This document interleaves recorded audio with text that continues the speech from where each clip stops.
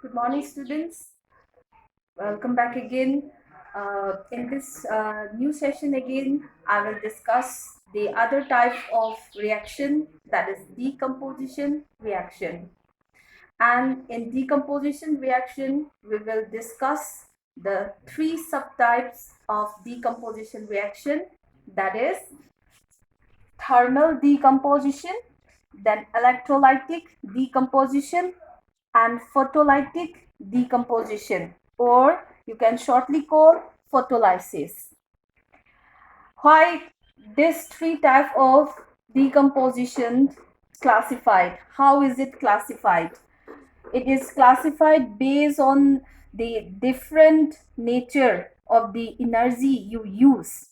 That is thermal. Thermal means heat. When heat is supplied or when heat is given to the reaction, that means to occur the decomposition, to break down the reactants, if you supplied heat, then that type of reaction called thermal decomposition. And if you use electric current, as a form of energy to decompose or to break down your reactant, and it is called electrolytic decomposition. And then photolytic decomposition, if you use light, say for example sunlight, if you use, that means only in the presence of light if the reaction occurred, that is if the decomposition occurred, then that type of decomposition we call photolytic decomposition. So one by one I will discuss the type with enough examples to make you clear. So let's come to the definition of the decomposition reaction. Now, for your knowledge, you read out the decomposition reaction definition. It is the type of reaction in which a single reactant breaks down or decomposes to give two or more products. You have to note it, this single reactant, just the reverse of the combination. In decomposition, you will take single reactant and it will break down into many products. Now, how will you define a thermal decomposition reaction? Very simple. You can just add up that it is the type of decomposition reaction which is carried out by heating. By heating means you supply heat energy. I'm picking up some easy examples. Example number 1, calcium carbonate. Calcium carbonate or limestone. Calcium carbonate, when you heat it at very high temperature, it will break down into calcium oxide, CaO, calcium oxide. It will be in solid state and then carbon dioxide gas will escape. That means carbon dioxide will obtain in gaseous state. Here, see, you have single reactant but product is 2. That's why this category, this type of reaction is decomposition reaction and also what? Thermal decomposition reaction. And another one more example. This example is related with your activity 1.6, but very unfortunate, I cannot show your activity, but when school opened, I will surely show you the activity.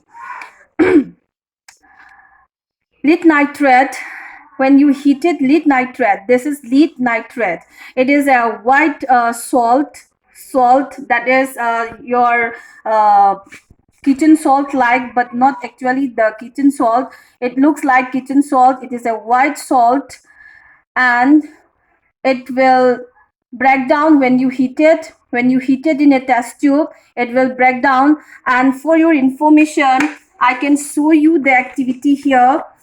Here in this activity, heating of lead nitrate and emission of nitrogen dioxide. Like this, you will heat it in a test tube. The lead nitrate salt, dry heating, no water is there, dry heating. You will do dry heating.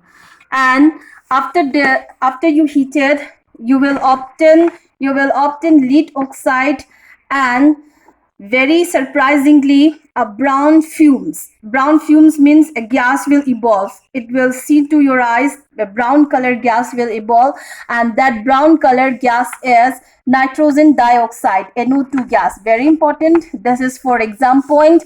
that is a brown gas will obtain, and that brown gas is NO2 gas with the liberation of oxygen. Oxygen is odorless, you cannot smell it, but oxygen is evolved, and this brown gas with a pungent like smell, brown gas will evolve. So lead nitrate, only single lead nitrate reactant, single compound breakdowns into two, not two. In this particular reaction, three products is obtained. So this is again an example of decomposition, thermal decomposition reaction. Then again, let me come to another more example, that is ferrous sulfate. Ferrous sulfate is light green in color. Light green in color, ferrous sulfate. And you will discuss later this 7H2O. Here you will put one dot and write 7H2O. This is a complete one formula. And this water is called water of crystallization. This is the part of the formula. We will discuss later in the later topics. And light green color, when you heat it, first it will change into colorless. That means giving all the water here. And you will see water droplets at the test tube. Water droplets at the inner walls, inner side of the test tube, you will see the water molecules, water droplets. Then this ferrous sulfate, colorless ferrous sulfate, if you continue heating, it will again break down, decompose to give ferric oxide, which is brownish in color. And then sulfur dioxide gas and sulfur trioxide gas will evolve. And these gases are colorless. You will not see the gas evolve, but you can detect it by its smell. It is somewhat pungent smell.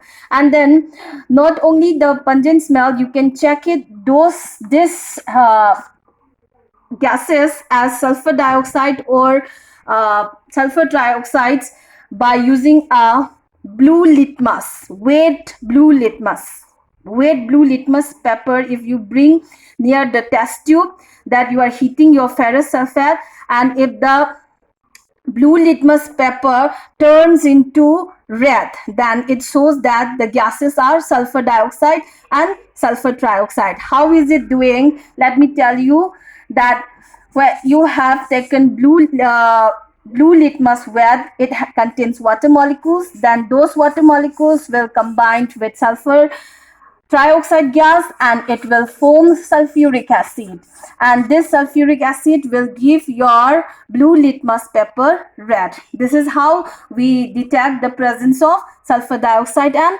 sulfur trioxide gases. These two activities I will surely show you when the school opened. This is how we explain the thermal decomposition reaction. Thank you.